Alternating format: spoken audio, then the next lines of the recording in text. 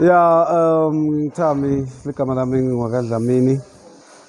Namuhla sila e-abattoir yetinkukhu. I-abattoir yindzawo lapho kuprocesswa khona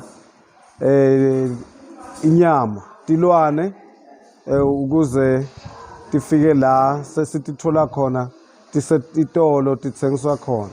So ma-abattoirs ahlukene. Kune-abattoir ye-red meat ngilapho kuprocesswa khona inyama yenkomo, ungabala nema-wild red meat lokutimbala and so forth and so forth. Inyama nje ledliwako yaletilwane letinkulu. So this one ibitwa ngokutsiwa i-poultry abattoir. Poultry includes your chicken, ducks, every kinds of birds. Longacabanga ngato but sine kakhulukati lesitidlako lesitikhonsumako tsine bantfu as human beings. So this one ibitwa ke ngokuthi i-poultry abattoir. Le business as it is, it started as a project ngo 2000 year 2000 lapho i-department ye-social development beyifuna kwakha ema-groups ngenxa yokubona sikhala sokusoleka kumsebenzi njengoba sathi ukuthi la Ningizimu Afrika sinawo lama-challenges ethu lamathathu lawa okusoleka kumsebenzi nebuphuya kanye futhi nokungalingani. So-ke kuvala lelo gebelelo i-department yathi-ke hhayi tihlanganiseni bese singabantu labasha ngaleso sikhathi nibantu labasha nebantu labadzala nibone ukuthi yini intfo leningayenda. Kwabe sekufika-ke le idea lo mbono lo wokuthi hayi man baningi bantfu labafuya tinkukhu la kuma-surrounding areas ethu. So then-ke sathi-ke hayi inkinga yalabantu baswela i-facility noma indzawo lapho bangathatha khona lo mkhicito wabo lo sibita ngosi production ukuthi iyoprocesswa. So akwakhiweni a processing plant ngumcondvo leyo wethu sibantu labasha ngaleso sikhathi ngo-2000 ne-Department of Social Development ne-Department of Agriculture njengoba kungiyo le-involve technically la yakhiwa yaqalwa-ke yaconstructwa-ke this abattoir. Kusho ukuthi-ke akuzange kube lula kukwenta lokho ngoba bekune-structure la besise multi-purpose kwamele ukuthi siguqulwe bomake bebathunga babese bahluleka endleleni siguqulwe le-structure sentiwe i-abattoir. Kwakha i-abattoir kufuna approval lamaningi kuma various government departments. Kufuna nje uqale uyotfola imvumo ka-water affairs ngoba i-abattoir isebenzisa emanti ngalenye indlela lemangalisako ngelizinga lelisetulu kakhulu. So kuyithola leyo letter leyo akusilula. It took us about umnyaka wonke solo sizama ukuthola that letter ukuthi i-approve i-water affairs ukuthi ngempela angeke sidamage i-underground water na ngoba lana kune-drainage system, kunema-fluent lamaningi langangcolisa emanti langaphasi lokule sikubita ngokuthi i-underground water and tsine la sisebenzisa i-borehole. So wonke lo msebenzi kufanele ukuthi iwulandzele i-department and make sure ukuthi akunankinga lebakhona emandini langaphansi. Alright, njengoba ngisho ke ukuthi yona yaqalwa ngo-2000 besin 23 bekune youth about 10 sekuna 13 yebantu labadzala that were already organized by then. So ke la sabathola kule ndzawo lena uma sitoyiguqula iba yi-Abattoir. Sehla inamba yethu ngoba kwenta lo msebenzi wasithatha about 4 years isengaqali ku-operator le Abattoir, just kuyakha kuthola lama authorities lahlukene noma lama letters of consent lahlukene nakubo masipala nakuphi sehla njengoba sikhuluma to date singu 9 members ale Abattoir kude namunye umuntu lomusha as a member. We have bantu labasha labafikako during ma peak times lapho kubhizi khona basilekelele lapha nalapha yakuze bathole okuncane, kodwa ke ngenxa yokuswela kubeketela sathola ke ukuthi hayi bayahluleka bantu labasha sesithi kutfola sila kule nkinga lena lesikuyo in terms of numbers. Into lesiyifisile sinalama challenges in terms of market access. Asikhoni kahle kufinyelela tukwabo bonke balimi noma bafuyi betinkukhu ukuthi basebenzise le facility ngoba yabo ikhona la kaBhokweni eDwaleni and inganceda noma ngabe ngibani that is low around.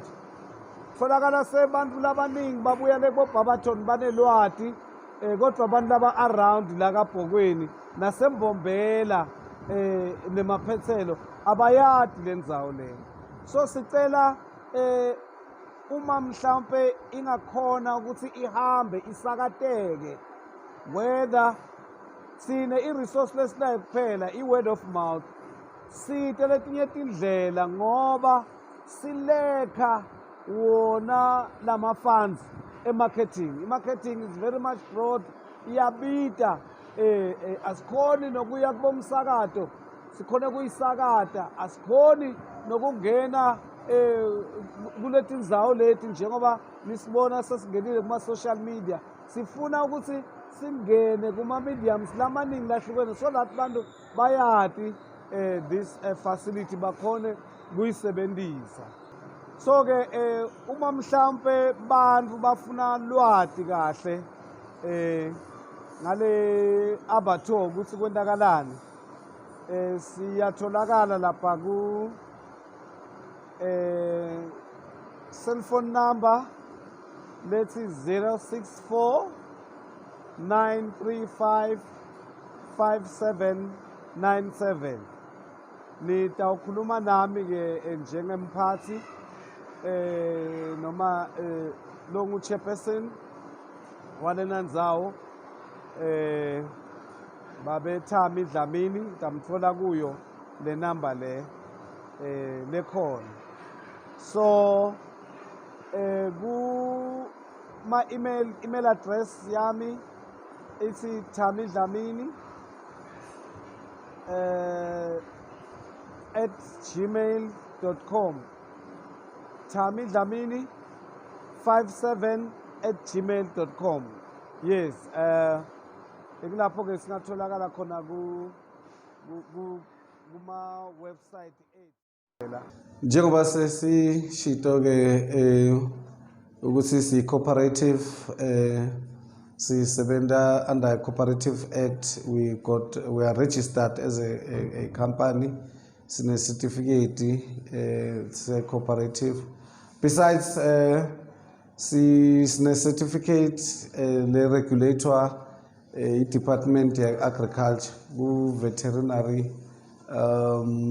public health office basi-inspector ke lana almost each and every time. So kunaletinye certificate letema participation nje kuma awards. This one njengoba sesibona sasithola ngo-2007 kuthiwa ilole iyasithola from eKuNestle Johannesburg lapho bekune ma provincial all provincial farmers bewangenile lapho especially la sebenta ngekudla.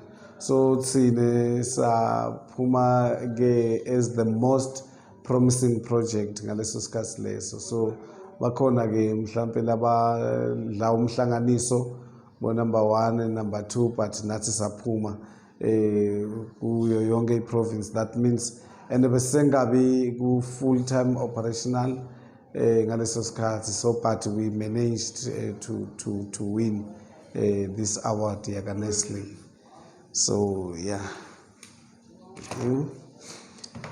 So from time to time we participate in the Department of Agriculture. Kuwa khona ma awards lawa khipako ema abattoirs MEC. So ke nje lena nayo it's one of those certificates ya 2017. I think ngaleso sikhathi MEC wethu of agriculture ngaleso sikhathi bekunguVusi Shongwe lo sabhizi manje with the traffic department. So yeah, so we participated and we got this certificate. I think it's not the last one we got.